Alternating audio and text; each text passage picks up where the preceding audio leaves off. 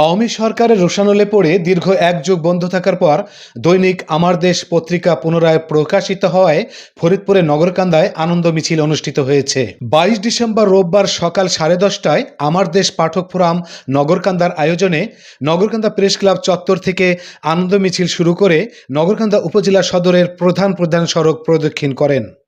আনন্দ মিছিলে সাংবাদিক, রাজনীতিবিদ, জনপ্রতিনিধি, শিক্ষক, উলামায়ে মাশায়েখ, বৈষম্য বিরোধী ছাত্র আন্দোলনের নেতৃবৃন্দ উপস্থিত ছিলেন।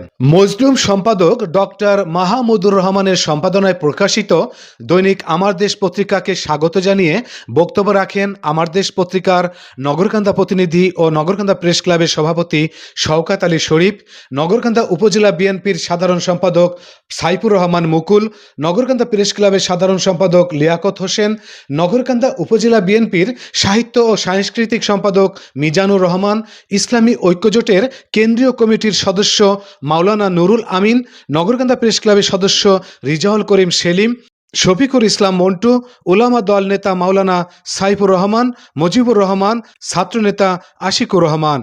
ডক্টর মাহমুদুর রহমানের সম্পাদনায় পুনরায় প্রকাশিত দৈনিক আমার দেশ পত্রিকাকে স্বাগত জানিয়ে বক্তারা এই সময় বলেন, আওয়ামী ফ্যাসিবাদের ষড়যন্ত্রের শিকার হয়ে প্রায় এক যুগের বেশি সময় বন্ধ থাকা বাংলাদেশের জনপ্রিয় পত্রিকা আমার দেশ পুনঃপ্রচার শুরু হয়।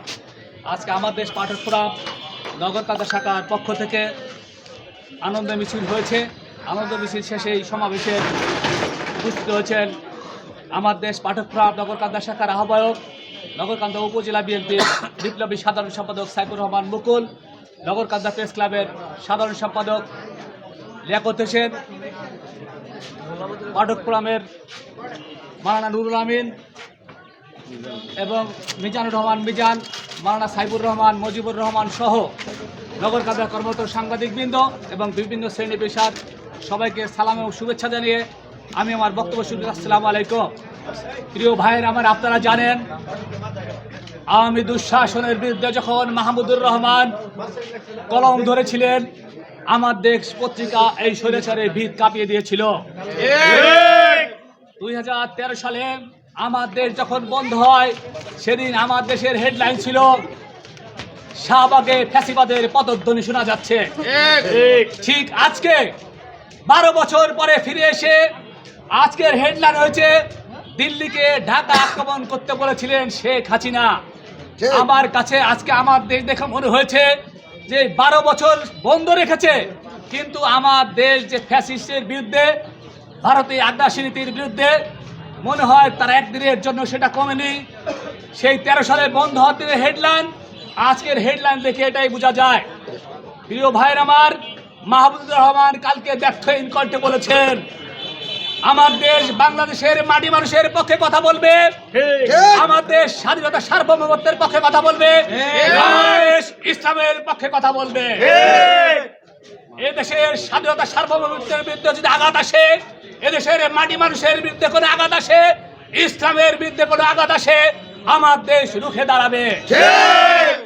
সংগ্রামী সাথী বন্ধুরা আমার দেশ বাংলাদেশের অন্যতম জনপ্রিয় পত্রিকা। আজকে সকালে যখন ফরিদপুরে পত্রিকার গাড়ি এসেছে, যে পত্রিকা এসেছে হকাররা কাড়াকাড়ি করে সেটা নিয়ে গিয়েছে। অনেক উৎসাহী পাঠক ছুটে গিয়েছিলেন সেই পত্রিকা যেখানে নামে সেখানে, কিন্তু কেউ পায়নি।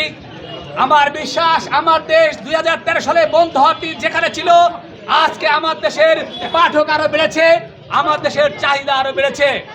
আমি আমার দেশের নগরকান্দা উপজেলা প্রতিনিধি হিসেবে আজকে যারা নগরকান্দার বিভিন্ন শ্রেণী পেশার মানুষ এই আনন্দ মিছিলে শরীক হয়েছেন, তাদেরকে ধন্যবাদ জানিয়ে আমি আমার বক্তব্য এখানে শেষ করছি। আল্লাহ হাফেজ। বাংলাদেশ জিন্দাবাদ। আমার দেশ এগিয়ে চলো, মাহমুদুর রহমান এগিয়ে চলো, আমরা আছি তোমার সাথে। ছাত্র জনতার বৈষম্য আন্দোলনে একটি নীরব বিপ্লব ঘটেছে। সেই বিপ্লবে স্বৈরা শাসক পিছন দরজা দিয়ে আরেকটি দেশে পালিয়ে গিয়েছে। শেয়ার করে দিয়ে বলতে চাই যে বাংলাদেশে আর এই স্বৈরাচারীর দেখা হবে না। মাহমুদুর রহমান একজন বাংলাদেশের শ্রেষ্ঠ সন্তান। উনি বাংলাদেশের এই সত্যকে তুলে ধরেছিলেন, এই কারণে শেখ হাসিনা তাকে গ্রেফতার করেছিল। কিন্তু সত্য একদিন উন্মোচন হয়। আজকে সেই সত্যটা উন্মোচন হয়েছে। সারা বাংলাদেশে আমার দেশ পত্রিকা নিয়ে মানুষের কারাকারি হয়েছে, কারণ এই পত্রিকা সত্যের সন্ধানে যায়। এই পত্রিকা গণতন্ত্রের কথা বলে, এই পত্রিকা স্বাধীনতার কথা বলে, এই পত্রিকা ভারতের আগ্রাসনের বিরুদ্ধে কথা বলে। ভারতের আস্তানা ভেঙে দিবে ইনশাল্লাহ এই পত্রিকা। আমার দেশ পত্রিকার লক্ষ কোটি পাঠক এই দীর্ঘ এক যুগ এই আমার দেশ পত্রিকা পড়া থেকে বঞ্চিত হয়েছিল। আমি অন্তর্বর্তীকালীন সরকারকে আহ্বান জানাবো, এই পত্রিকা বন্ধের পিছনে যারা কলকাঠি নিয়েছিল, এই পত্রিকা বন্ধ করার জন্য যারা ষড়যন্ত্র করেছিল, অর্থ জুগিয়েছিল, সহযোগিতা করেছিল, সকলকে আইনের আওতায় আনতে হবে এবং তাদেরকে দৃষ্টান্তমূলক শাস্তি দিতে হবে।